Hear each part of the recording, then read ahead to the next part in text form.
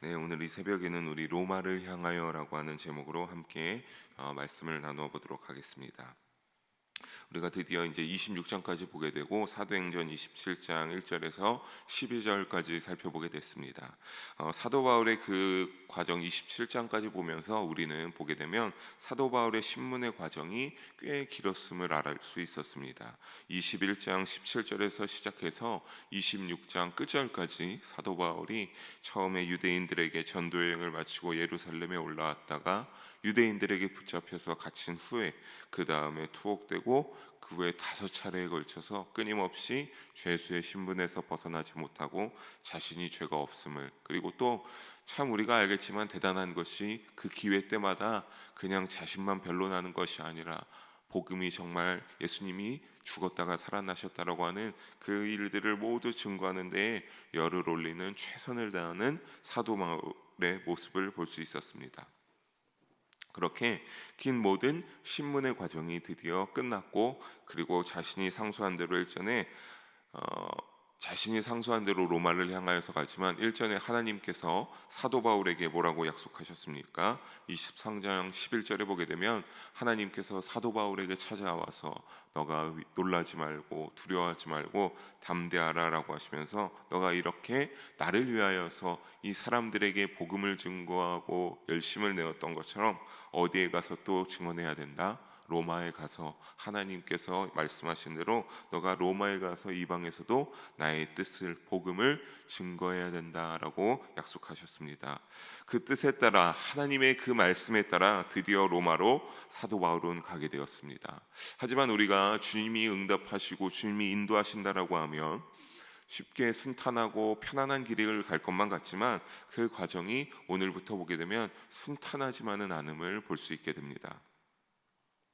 가서 황제 앞에서 받을 재판이 어떤 결과가 될지도 사도 바울이 예측할 수도 없었지만, 오늘 우리가 좀 전에 본문을 읽어봤지만 백길이 참 험하고 바람으로 인해서 여러 가지 고된 과정들을 초반부터 벌써 시작하였기 때문입니다. 사랑하는 성도 여러분, 우리가 이 말씀을 더욱더 함께 자세하게 살펴보면서 주시는 우리를 향한 영적 교훈을 나누어 보는 그러한 이 새벽의 시간이 되기를 주님의 이름으로 간절히 소망합니다. 우리 먼저 그렇다면 1절을 다시 한번 읽어보도록 하겠습니다. 1절입니다. 우리가 배를 타고 이달리아에 가기로 작정되매 바울과 다른 죄수 몇 사람을 아구스도대 백부장 율리오란 사람에게 맡기니. 아멘. 이달리아로 먼저 가기로 작정되었다라고 하는 그 기록은 로마 황제에게 상소했던 그 청원이 이제 받아들여져서 사도 바울이 어떻게 되었다는 것을 증거해주고 있습니까? 로마로 드디어 이제 이송을 시작하게 된다라고 하는 그 사실을 가리킵니다. 그리고 이달리아라고 하는 지역은 원래는 이탈리아 반도의 남쪽 끝부분만을 가리켰다고 합니다. 이 용어가. 그런데 여기에서는 그것이 아니라 로마를 수도로 하는 그 이탈리아 전체를 지칭하고 있음을 생각하고 그렇게 보시면 되겠습니다. 그러니까 거기를 향하여서 이제 사도 바울이 다른 죄수들과 함께 율리오라는 백부장 100명의 병사를 자기 밑에 두고 있는 이 율리오 장군이라는 과의 인소라에 배를 타게 드디어 되었습니다. 그래서 이제 이런 상황 속에서 사도 바울이 이제 배를 타고 다른 제수들과 함께 배를 타게 됐는데, 2절을 우리가 이어서 보게 되면 그 배는 먼저 어디를 향하는 배였냐면 아드라무테로를 향하라고 하는 그 아드라무테로의 이름을 가진 그런 배였습니다. 그런데 그 배에 사도 바울이 다른 죄수들과 함께 탔지만 그 가운데서도 혼자 타는 것이 아니라 2절 중간에 보게 되면 배에 우리가 올라 항해할세라고 되어 있습니다.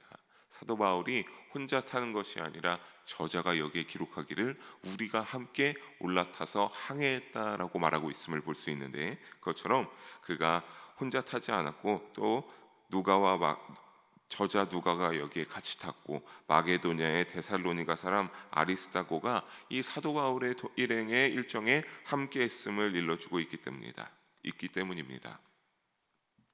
이들은 바울의 옆에서 헌신적으로 시중을 들어주는 그러한 사람이었으며 바울의 전도 여행 가운데 모든 일정 가운데 도움을 주는 자였습니다. 후에 이 데살로니가 사람 아리스타고는 어떤 정도까지 하게 되냐면 로마를 끊임없이 굉장히 헌신적으로 돕다가 함께 감옥에 갇혀서 옥중 생활을 하기도 합니다. 사랑하는 성도 여러분, 이렇게 힘든 여정이 될 것을 알고 하나님께서 어떻게 해주신 겁니까? 믿음의 동역자들을 함께 붙여준 줄로 믿습니다. 이처럼 복음 전도는 주님께서도 한 겁니다. 우리가 너무나 연약하고 부족한 구석들이 올라올 때가 있기 때문에 혼자서 감당하기가 쉽지는 않습니다. 그래서 하나님께서는 사도 바울에게 이와 같은 동역자를 붙여주셔서 섬김과 도움을 허락해 주셨고, 또 사도 바울 역시 이와 같은 섬김과 도움이 있었기 때문에 그가 맡은 하나님의 사명, 사역을 잘 감당할 수 있었던 겁니다. 사랑하는 성도 여러분, 주님의 손길만 늘 사명 가운데 우리를 도와주시기를, 함께 하시기를 의지하시고, 또 우리가 동역자의 입장이 되어서 어떤 사람을 도와주게 될 때, 누군가와 동역할 때 이처럼 열심히 귀하고 최선을 다하는 헌신의 손길로 도움을 뻗쳐줄 수 있는 우리 모든 성도님들 되시기를 주님의 이름으로 축복합니다. 하나님은 하지만 이렇게 사람을 붙여주는 것뿐만이 아니라 또 많은 일들을 더 허락하셨습니다. 우리 3절을 함께 읽어보도록 하겠습니다. 3절입니다. 이튿날 시돈에 내니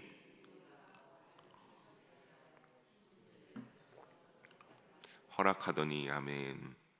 그러니까 어떤 겁니다. 이 백부장인 율리오란 사람이 같이 동행했는데 하나님께서는 많은 이 사도행전의 저자 누가와 한 사람을 붙여서 함께 동행했을 뿐만 아니라 이 사도 바울에 대하여서 백부장 율리오는 어떻게 하였다고 나오고 있습니까? 친절히 대해 주었다라고 하고, 시돈에 도착해서는 친구들의 대접을 받고 오도록 허락하기까지 했습니다.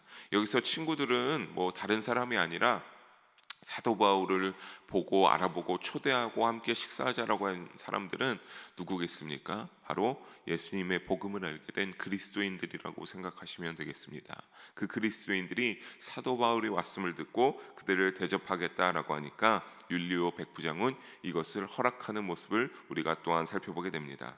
이런 것을 보게 되면 율리오라는 백부장이라는 사람은 어떤 사람인 것을 우리가 좀 헤아려 볼 수 있겠습니까? 상당히 권위를 부리고 힘으로 제압할 수도 있는 그런 위치이기도 했으나 사도 바울에게 이와 같이 친절히 대하는 모습을 보면 그는 권위적이기보단 상당히 인격적인 인간성이 좋은 사람이었음을 우리가 헤아려 보고 엿볼 수가 있겠습니다. 왜 바울에게 이와 같은 특별한 친절을 베풀었는지는 알 수가 없습니다. 왜냐하면 어쨌든 친구들이라고 하는 존재니까, 그리스도인들이라고 하는 존재이니까 혹시나 합니까? 마음 먹고 또 탈출을 시키거나 어디로 숨길 수도 있는 것을 그런 상황을 배제하지 않을 수 없는데, 어찌되었든 이 율리오란 백부장이 사도 바울을 믿고 가서 식사를 하고 와라라고 하는 것을 우리는 엿보면서 결국에는 분명한 것은 무엇입니까? 하나님이 이와 같이 백부장까지도 도우셔서 누구를 위로하신 겁니까? 사도 바울을 하나님께서 위로하시고 도와주셨다라고 하는 사실입니다. 사랑하는 성도 여러분, 하나님의 사람, 하나님이 이끄시는 사람은 어떤 것을 볼 수 있습니까? 하나님이 분명히 책임지시고 인도하시는 줄 믿으시기 바랍니다. 내가 분명히 연약할 때가 있고 나의 힘으로 되지 않을 때가 있으나 하나님이 그 사명을 맡기시고 그 사명을 어떻게든 묵묵히 감당하며 나아갈 때 이러한 상황들은 나의 힘으로 되지 않을 거라 생각함에도 불구하고 오늘의 말씀에 보면 하나님께서는 모든 상황 가운데 하나님이 먼저 일하시고 예비하시고 상황을 만드셔서 도우시는 그 하나님의 손길들을 보기 때문입니다. 어렵고 힘든 상황이 우리의 삶의 믿음의 여정 가운데서도 또 맡으신 사명 가운데서 닥칠 수가 있습니다. 하지만 그때마다 늘 우리가 어떠한 믿음으로 함께 하겠습니까? 하나님이 우리와 함께 하시고 동행하심을 믿고 의지하는 우리 모두가 되기를 주님의 이름으로 축복합니다. 하지만 하나님의 뜻이 있다고 해서 우리가 참 그 상황들을 하나님이 다 예비하셔서 순풍이 되고 참 편안한 그러한 일정이 되면 얼마나 좋겠습니까? 하지만 4절부터 보게 되면 이제 그렇지가 않습니다. 4절을 보면 시돈에서 떠났는데 뭐라고 합니까? 맞바람이 불면서 그들의 항해가 굉장히 힘들어지기 시작했다라고 증거하고 있는 것을 볼 수 있습니다. 그래서 이 맞바람을 피하기 위하여서 이 배는 어떻게 했습니까? 구보로 해안을 의지하고 항해하면서 5절을까지 이어서 보게 되면 그렇게 힘들게 무라에 도착하게 됩니다.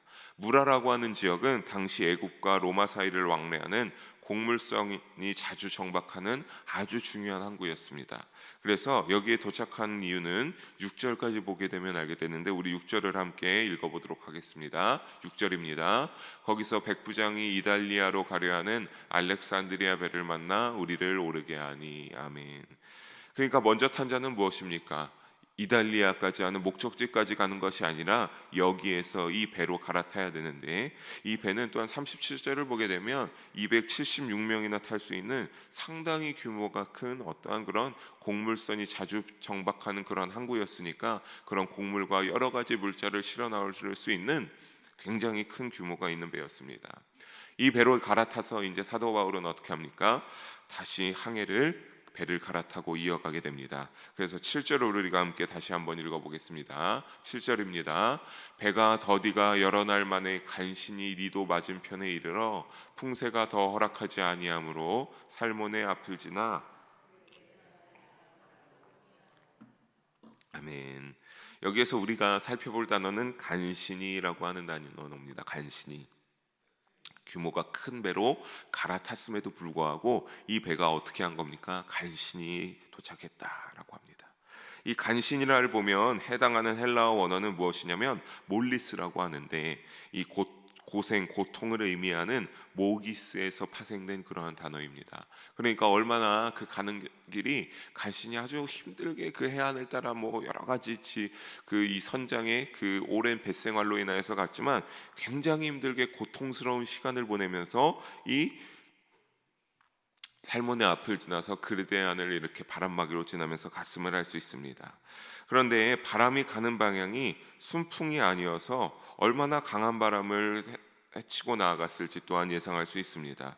그래서 7절 중반부터 다시 보게 되면 살모네를 지나고 그레데안을 거쳐 갔다고 합니다. 거기를 거쳐 우리 8절을 이어서 보게 되면 또 다시 간신히가 나옵니다. 간신히 지나 미앙이라는 항구에 도착했다라고 말씀을 일러주는데, 당시에 이 그레데아 해안을 경유해서 8절에 이 미앙에 탁 이렇게 도착하게 가는 것은 이 지역에서 어떤 뱃길에 항해하는 루트에서 가장 어려운 항로였다고 합니다. 그러니까 저들이 그 항로를 가면서 얼마나 심한 어려움을 겪고 있는지를 우리가 생각해보고 짐작해 할 수 있겠습니다. 특히나 7절에서 간신히, 8절에서 또 간신히 쓰는 것을 보게 되면서 참 여기까지 오는 그 미항에까지 돌아가기까지 사도 바울이 탄 배가 굉장히 고통스럽게 험난한 파도와 바람을 뚫고 여기에 도착하게 되었음을 우리가 헤아려 볼 수 있겠습니다. 사랑하는 성도 여러분, 그때 근데 우리가 이러한 목숨이 왔다 갔다 하는 이런 때에, 여러 가지 때, 우리가 어제도 심야 예배에 담임 목사님의 말씀을 들었지만 그때마다 하나님을 바라보며 지혜를 구하면서 의지하여서 기도할 수 있는 우리가 되기를 바랍니다. 나의 힘으로, 나의 눈앞에 보이는 것으로는 당장 너무나 막막해서 어떻게 해야 될지, 또한 그것을 통하여서 나의 믿음과 나의 불안이 너무나 극대화되어서 내가 흔들릴 수 있는데, 그때마다 우리가 평정심을 찾고 주님을 의지하며 주님의 손길을 구하는 간절히 기도하면서 하나님의 일하심을 기대할 수 있는 그러한 믿음을 가진 우리가 성장하고 그 믿음으로 살아갈 수 있기를 주님의 이름으로 축복합니다.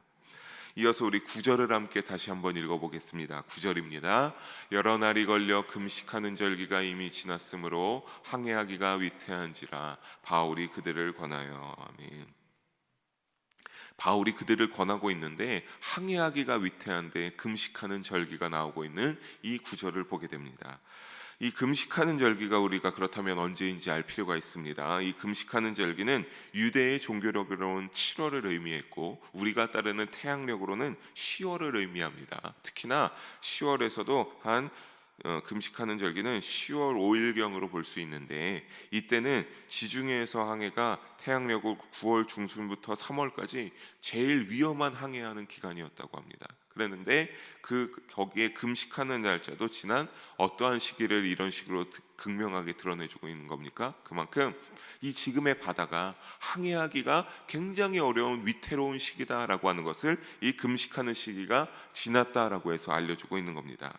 사도 바울은 그리고 오랜 선교의 경험으로 이러한 선교 여행을 굉장히 많이 다면서 이것을 경험으로서 잘 알고 있었습니다. 그래서 보게 되면 10절을 이어서 보게 되면 생명까지 위험한 항해가 될 것 같다. 우리가 여기에서 이동하게 될 것이 아니라 여기에서 오랜 시간을 보내고 또 10월에 금식하는 절기가 지낸 거니까 이 겨울을 보내고 아까 말씀드린 것처럼 3월 정도에 다시 바다가 좀 잔잔해지고 바람이 잠잠해졌을 때 우리가 다시 출발해야 된다라고 그렇게 백부장에게 모든 결정의 권한을 가지고 있는 백부장에게 그와 같이 권하여 말하였습니다.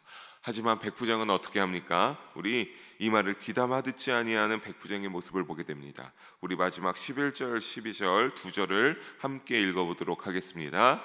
백부장이 선장과 선주의 말을 바울의 말보다 더 믿더라. 12절입니다. 그 항구가 겨울을 지내기에 불편하므로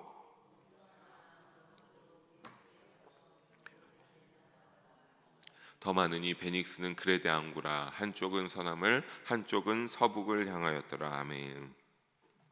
결국엔 누구의 말을 더 귀담아 들었다라고 하는 겁니까? 사도 바울의 말이 아니라 그 백부장의 눈에 보기에 더 신뢰가 가고 의지할 수 있는 선장과 선주의 말을 따라 신뢰하여서 그래, 그렇다면 선장과 선주가 말하는 그 지역으로 가자라고 합니다. 선장과 선주의 의견은 무엇이었습니까? 원래 미항에서 겨울을 지내야 되는 것이 맞지만 그래야 안전하지만 여기는 겨울을 지내기가 굉장히 불편하다. 우리가 조금만 더 가면 베닉스라고 하는 그 따뜻한 항구에 도착할 수 있으니까 우리가 거기에 정박하여서 거기에서 쉬도록 하자라고 그렇게 백부장에게 말했습니다. 왜냐하면 다시 말씀드리지만 백부장이 보기에는 무엇입니까? 그들이 더 항해 전문가였습니다. 이 루트를 오랜 시간 동안 왔다 갔다 한 그러한 사람들이었기 때문입니다. 하지만 백부장이 보기에 사도 바울의 신분은 무엇입니까? 우리가 말씀에서 보니까 사도 바울이라고 하고 바울이 이런 역경들을 헤쳐나가고 하나님이 도우시고 함께 하시고 있다라고 하지만 백부장의 시선은 무엇입니까? 그냥 그저 아직 죄수들과 함께 있는 이끌려가는 그러한 죄수의 신분, 어떠한 황제에게 상소한 그런 상수자의 신분이길 뿐 그의 말들을 모두 귀담아 들을 전문가는 아니었기 때문에 신뢰하며 들을 필요가 없었습니다. 이후에 그래서 더 자세하게 살펴보게 되면 우리가 말씀을 이어서 보겠지만 결국에는 거세지는 바람의 속에 위험한 상황에 이 배는 처하게 되는 그 결과를 맞이하게 됩니다. 즉 한 치 앞도 볼 수 없는 인간의 연약함을 이 백부장의 선택으로 어떻게 되는 겁니까? 우리는 헤아리고 엿볼 수 있게 됩니다. 사랑하는 성도 여러분, 우리가 내일이 어떻게 될지 또 당장 오늘 이후의 일들이 어떻게 진행될지 우리가 알 수 있겠습니까? 그냥 우리가 생각하는 대로 살아가다가 거기에서 생각지 못한 일이 드러나게 되면 그 일을 감당하며 또 그 일이 너무나 만약에 어렵다라고 한다면 주님 앞에 나와서 부르짖고 기도하며 주님의 도움을 기도하며 그렇게 하루 1시간 1분 1초를 살아가는 것 아니겠습니까? 우리는 연약하고 부족합니다. 하지만 하나님은 어떠하십니까? 하나님은 놀랍도록 완전하고 강하고 전능하신 주이심을 믿으시기 바랍니다. 우리 어려운 때에 이러한 전능하신 하나님을 더욱더 의지해야 될 줄로 믿습니다. 물론 사람을 통하여서 알려주고 사람의 의견도 있긴 하지만 사랑하는 성도 여러분, 더욱더 하나님을 의지할 수 있는 믿음으로 나아가기를 주님의 이름으로 부탁드리겠습니다. 사랑하는 성도 여러분, 형통한 길만 있으면 좋았겠지만 그렇지 않았습니다. 우리가 말씀을 보면서 알 수 있겠지만 드디어 그 로마에 가는 길에 뱃길에 접어들고 꽤 지나갔지만 거센 바람들과 험한 바다를 통하여서 어려움을 맞이하게 되는 때를 살펴보게 됩니다. 하지만 우리가 여기에서 중요하게 다시 상기시키면서 봐야 될 것은 이 뱃길을 통하여서 이 항해를 통하여서 사도 바울이 어디를 향하여 갔다라고 하는 사실입니까? 로마를 향하여서 그가 출발하였다라고 하는 사실입니다. 굉장히 오랜 기간 동안 죄수로 붙잡혀 있고 함께 주님의 뜻을 이루지 못하는 것 같았지만 결국에는 어떻게 합니까? 하나님이 그 모든 5차례의 상황 가운데서도 사도 바울을 인도하시고 하나님의 계획을 하나님의 뜻대로 다른 사람들을 쓰시면서 사용하셔서 결국에는 사도 바울의 로마를 향한 발걸음을 유대인들이 막으려 하고 모든 이들이 막으려고 했으나 결국에는 막지 못하고 어떻게 된 겁니까? 로마를 향하여서 그 발걸음이 행하고 있다, 나아가고 있다라고 하는 사실을 주목하시기 바랍니다. 결국에는 모든 여정의 실질적 책임자이신 하나님께서 지금까지 지키시고 인도하신다라고 하는 사실을 우리가 헤아려 볼 수 있고, 그 하나님께서 로마까지 반드시 무사하게 사도 바울을 인도하실 것이기 때문입니다. 우리가 이것을 보면서 사랑하는 성도 여러분, 우리의 믿음의 여정이, 우리의 삶 속에서 우리가 모든 기도하는 일들, 나의 사랑하는 이들이 이와 같이 그들의 인생도 우리의 인생도 그렇게 하나님이 도우시고 함께하여 주시기를 사모하면서 믿으시기 바랍니다. 그래서 사도 바울이 로마를 향하여서 오랜 시간 힘들고 견디고 인내하면서 그렇게 발걸음을 옮겨서 나아갔던 것처럼, 사랑하는 성도 여러분, 우리가 믿음의 여정이 좁은 길을 가고 협착한 길을 간다라고 하지 않습니까? 하지만 그 좁고 협착한 길이 생명의 길이라고 했습니다. 우리 그 좁고 협착한 생명의 길을 갈 때 사도 바울과 같은 마음으로, 사도 바울과 같은 자세로 나아가서 하나님의 진리를 따라 걸어가는 우리 모든 영의 성도님들 되시기를 주님의 이름으로 간절히 소망하며 축복합니다. 함께 기도하시겠습니다. 사랑의 하나님 아버지, 오늘도 부족한 자를 통하여서 귀한 말씀 나누게 하심을 감사합니다. 하나님, 그 말씀 모든 것들 가운데 영광 받아 주시옵소서. 하나님, 오늘의 말씀을 보면서 결국에는 하나님께서 인도하시고 계획하면서 사도 바울이 로마를 향하여 가고 모든 어려움의 과정 가운데 있으나 그래도 하나님이 함께 하시는 줄을 우리가 읽으면서 깨달을 수 있게 하여 주시옵소서. 오늘날에 우리도 동일하게 하나님이 붙잡으시고 인도하시는 줄을 믿습니다. 하나님, 그 하나님의 손길들을 깨닫게 하여 주시고 그 하나님의 손길들을 의지하여 우리가 믿음의 길을 전진할 수 있게 하여 주시옵소서. 생명의 길을 나아가게 하여 주시옵소서. 그래서 우리가 그 구원의 영광을 향하여서 믿음의 생명의 면류관을 향하여서 나아가는 믿음의 여정이 되게 하여 주시옵소서. 그 길 가운데서 사도 바울에게 함께 하신 하나님의 은혜와 능력을 잊지 않고 의지하여서 아버지, 우리가 주님과 동행하는 믿음의 여정이 되기를, 그래서 사도 바울이 로마를 향하여 간 것처럼 하나님의 나라 천국을 향하여서 나아갈 수 있는 우리가 되기를, 나아갈 수 있도록 성령으로 충만케 인도하여 주시옵소서. 사랑이 많으신 우리 주 예수님의 이름으로 기도하옵나이다. 아멘.